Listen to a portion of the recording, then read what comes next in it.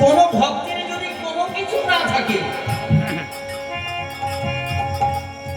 ভগবান আমার এমনই দয়ালু, এমনই কৃপাবান যে যদি কোনো ভক্তের কোনো কিছু না থাকে, একটি মাত্র তুলসী পত্র তুলে তাতে চন্দন মিশ্রিত করে নয়নের জল পরিশোধ করে যদি ভগবানের চরণে কেউ এক মনে এক প্রাণে অর্পণ করতে পারে, ভক্তাধীন গোবিন্দ আমার ভক্তের মনোবাসনা পূর্ণ করবার জন্য তার কাছে ঋণী হয়ে যায়। ভগবান যে আমার ঋণী হয় ওই মিষ্টি মিষ্টান্নর জন্য নয়, থালা ভর্তি ফল দাও, থালা ভর্তি চিড়ে গুড় দাও, ভগবান আমার চায়নি। ভগবান আমার কি চায়? ভক্তের ভক্তিটুকু চায়। তাহলে ভক্তিটা কখন আসবে? যখন ভগবানের চরণে তুলসী পত্র নিবেদন করতে করতে নয়নে অন্তত দু ফোঁটা জল আসবে।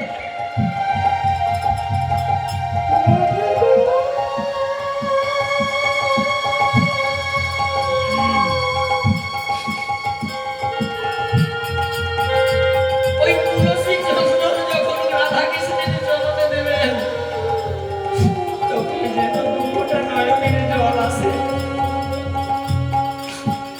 ভক্তের ভক্তি তখনই আসবে। ভগবান আমার শুধু ভক্তের ভক্তি চায়, আর কোনো কিছু চায় না।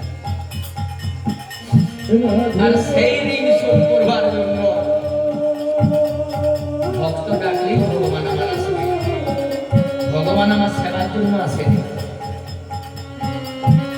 ভগবানকে কোনোদিন চোখে দেখা যায় না। ভগবান হচ্ছে নিরাকার বস্তু।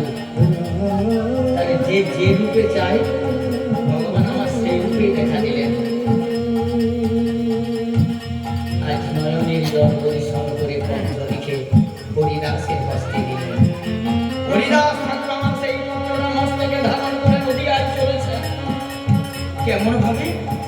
তবে আমার যায় হরিদাস নদিয়া পুরে, হরিদাস নদিয়া পুরে, আমার যায় হরিদাস নদিয়া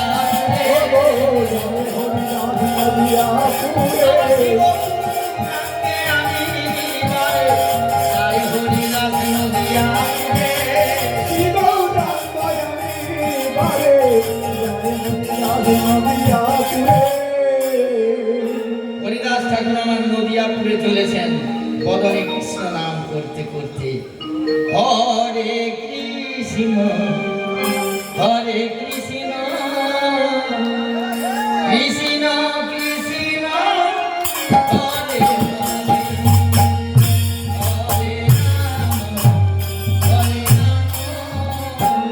রাম রাম হরে হরে হরে কৃষ্ণ হরে কৃষ্ণ কৃষ্ণ কৃষ্ণ হরে হরে হরে রাম হরে রাম রাম রাম হরে হরে হরে কৃষ্ণ হরে কৃষ্ণ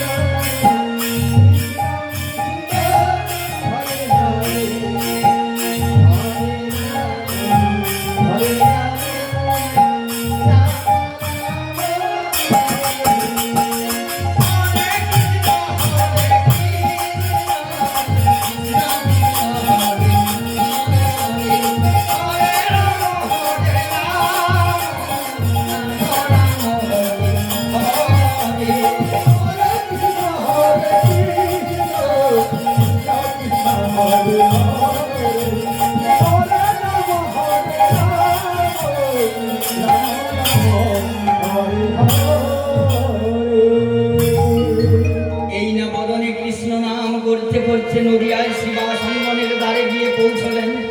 শিবা সঙ্গনের দ্বারে গিয়ে যখন হরিদাস ঠাকুর আমার পৌঁছেছেন, শ্রীমন মহাপ্রভু আমার শিবা সঙ্গনকে বেশি ভালোবাসেছিলেন।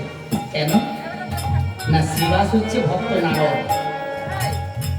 ভক্ত নারদ, ভক্ত নারদের 3 যুগে কোনো বিবাহ হয়নি। কি গো মা? ভক্ত নারদের 3 যুগে কোথাও বিবাহ হয়নি, কিন্তু কলিযুগে তিনি সংসার করেছিলেন। সেই ভক্ত নারদ জন্ম নিলেন শিবাস রূপে। শিবাসের সহধর্মীর নাম হচ্ছে মালিনী, শিবাসের স্ত্রীর নাম হচ্ছে মালিনী।